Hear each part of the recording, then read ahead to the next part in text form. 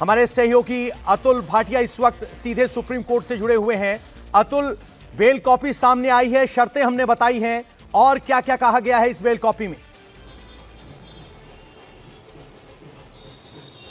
देखिए पवन, जिस तरीके से सुप्रीम कोर्ट ने अंतरिम जमानत दिल्ली के मुख्यमंत्री अरविंद केजरीवाल को दी, 1 जून तक ये अंतरिम जमानत रहेगी और 2 जून को उनको दिल्ली की तिहाड़ जेल में सरेंडर करना होगा। जिसके सुप्रीम कोर्ट में ऑर्डर आया उसके बाद हम भी अब आम आदमी पार्टी के ऑफिस पहुंच चुके हैं। यहाँ पर ढोल नगाड़ों की आवाज आ रही है, लेकिन सुप्रीम कोर्ट ने जो आदेश दिया है उसके मुताबिक 50,000 के निजी मुचलके पर जमानत जो है वो दिल्ली के मुख्यमंत्री अरविंद केजरीवाल को दी गई है। मुख्यमंत्री दफ्तर नहीं जाएंगे और दिल्ली सचिवालय भी नहीं जाएंगे, बिना उपराज्यपाल की अनुमति के किसी फाइल पर साइन नहीं करेंगे, शराब नीति घोटाले में अपनी भूमिका को लेकर कोई टिप्पणी नहीं करेंगे और किसी गवाह से कोई संपर्क नहीं करेंगे। चुनाव प्रचार को लेकर वो कहीं भी जा सकते हैं, देश के किसी भी हिस्से में जा सकते हैं। और खास बात यह है कि जिस तरीके से सुप्रीम कोर्ट से अगर कोई भी ऑर्डर आता है तो पहले वो ऑर्डर लोअर कोर्ट में जाता है जहां पर केस चल रहा होता है और उसके बाद वो वहां से तिहाड़ जेल या जिस जेल अथॉरिटी है वहां पर ये ऑर्डर पहुंचता है। लेकिन ये जो ऑर्डर हुआ है सुप्रीम कोर्ट का, क्योंकि जो मुख्यमंत्री अरविंद केजरीवाल है उनकी जो लीगल टीम है उन्होंने ये रिक्वेस्ट कोर्ट से की थी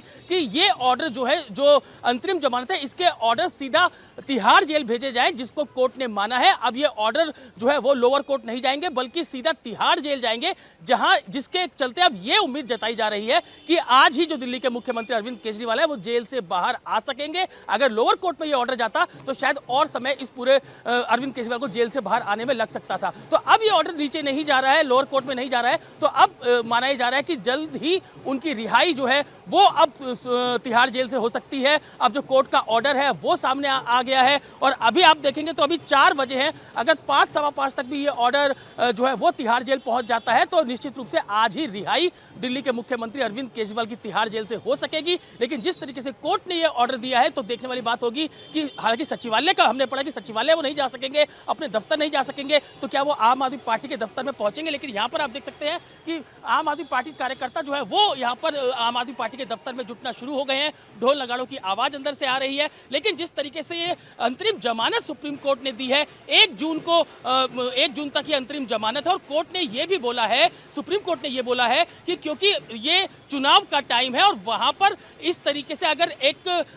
नेता को यानी कि दिल्ली के मुख्यमंत्री को अगर जेल में रखा जाता है तो यह गलत होगा, इसलिए असाधारण स्थिति है। यही कारण है कि उनको अंतरिम जमानत इस पूरे मामले के अंदर दी जा रही है। लेकिन पवन, इंपॉर्टेंट बात यह है कि कभी भी अरविंद केजरीवाल की तरफ से किसी भी कोर्ट में उनके किसी वकील ने जमानत नहीं मांगी थी। सुप्रीम कोर्ट ने, हमने देखा कि पिछली से पिछली सुनवाई के दौरान बाकायदा सुप्रीम कोर्ट ने खुद ये कहा था कि क्योंकि ये जो चैलेंज किया गया है अपनी गिरफ्तारी को लेकर मुख्यमंत्री अरविंद केजरीवाल ने और जो ईडी को कस्टडी दी गई थी उसको सुनने में काफी समय लगेगा और हो सकता है कि ये ऑर्डर जो है वो गर्मी की छुट्टियों के बाद आए। यही कारण था कि कोर्ट ने जो दोनों, चाहे वो ईडी के वकील हो चाहे वो अरविंद केजरीवाल के वकील हो अभिषेक मनु सिंघवी, उनको ये कहा था कि अब वो अंतरिम जमानत पर कोर्ट सुनवाई करेगी और दोनों पक्ष जो है वो पूरी तैयारी के साथ कोर्ट में। बिल्कुल, अतुल भाटिया बड़ी बात बता रहे हैं कि कोर्ट ने कहा है कि इस केस की मेरिट को डिसाइड करना कम समय में आसान नहीं है, इसीलिए जमानत दी जा रही है चुनाव को ध्यान में रखते हुए।